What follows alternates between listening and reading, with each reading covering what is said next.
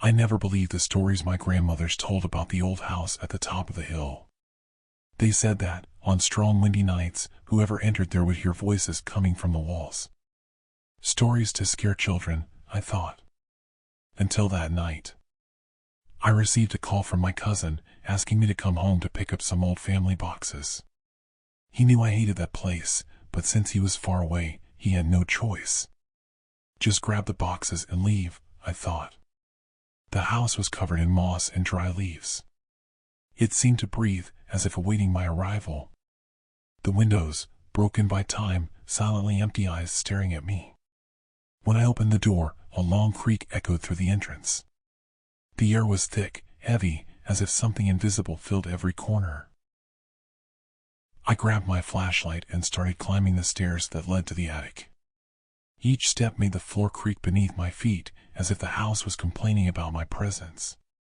It was then that I heard the first sound, a faint whisper, coming from somewhere above. I stopped. "Who is there?" My voice was louder than I expected. Silence. Just the wind outside. I continued climbing, now with my heart racing. When I got to the attic, I saw the boxes piled up in the corner. I hurried to grab the first one, but before I could leave, the door behind me closed with a bang. I ran to the door and tried to turn the handle. Locked. "This isn't happening," I whispered to myself. That's when I heard the message again. This time, clearer. A female voice. But it wasn't a normal voice. It seemed to be inside my head. "Go away." The flashlight began to fail, flickering, plunging the attic into darkness for a few seconds. When the light came back on, I saw something that made me recoil. The antique mirror in the corner of the room showed something that shouldn't have been there. Without reflection, I was standing, but behind me was a woman. Pale, long hair covering part of her face. She was still, but her eyes followed me. "Who are you?" Nervous but trying to stay calm. She didn't respond. Just stretching out his hand, pointing at something on the floor. I looked down and saw scratch marks, as if someone had tried to get out of there in desperation. I looked in the mirror again. The woman was no longer there. I started banging on the door, screaming for help. It was then that I felt the cold touch on my shoulder. A light touch, but it made my entire body shiver. When I turned around, there was no one. But the voice returned. "You shouldn't be here." Finally, the door opened. I ran down the stairs without looking back. With every step, I feel something following me, watching. When I arrived at the entrance, the main door was wide open, as if the house wanted me out of there. The next morning, my cousin called me. "Did you get the boxes?" "No." "Did you actually enter the house?" "Yes." Then, he hesitated for a moment. "You shouldn't have done that." I hung up. I never went back to that house again. But sometimes, on windy nights, I hear whispers outside my window. And, in the reflection of the mirror, I see eyes that are not mine. It was late at night when my car started to fail in the middle of the road. The rain was falling heavily, and the sound of thunder seemed closer and closer. The dashboard lights blinked until the engine finally stopped. I was in the middle of nowhere. I got out of the car with my flashlight and looked around. The only thing I saw was a rusty, slightly crooked sign that pointed to a secondary road, Villarejo do Silencio. Even against my instincts, I decided to follow this path. Maybe you'll find help. The path was narrow, surrounded by tall trees that swayed in the wind. The feeling of being watched grew with every step I took. After walking for about 15 minutes, I finally saw the village. The houses were old, made of dark wood. There were no lights, no people. Everything was too silent. Even the sound of rain seemed muffled.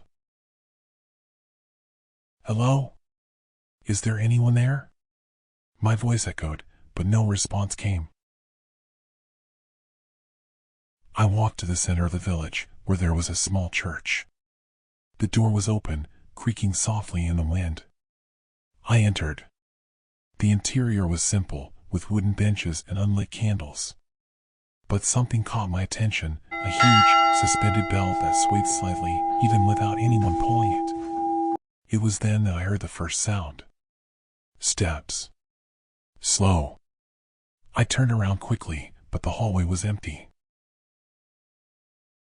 Is anyone here? Wondering if anyone is there, trying to appear calm. The footsteps continued, but now they are sincere in several places at once, the ceiling, the walls, under the floor. My heart raced. I ran for the exit, but when I reached the door, it closed with a bang. I got stuck. The candles on the sides of the church lit up secretly. The dim light revealed something I hadn't seen before, names etched into the seats. There were hundreds of names. Each one seemed hastily crossed out, as if someone had struggled to leave a message before disappearing.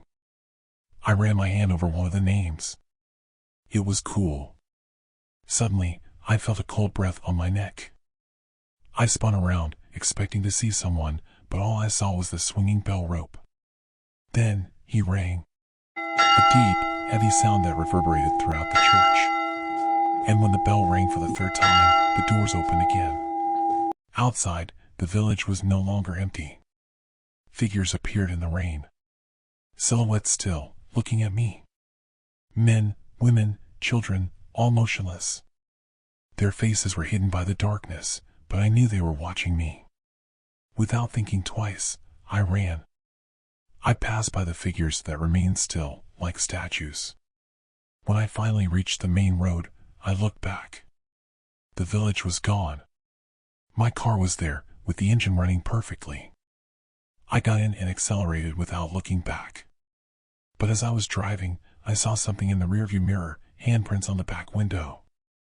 And I still hear that bell every time I'm alone. I moved to that old house at the end of the village because I wanted peace and quiet. The walls were wooden, the floor creaked with every step, and there was a constant musty smell. On the first day, I found a locked door in the hallway. I asked the man who sold me the house what was behind that door. "Oh, basement. Better to leave it closed," he replied, with a serious tone.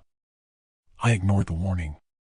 That same night, while reading a book, I heard a low, constant sound coming from the floor. A slow scratch. As if something was stuck. I took the old key I found in the kitchen drawer and went down to the cellar door.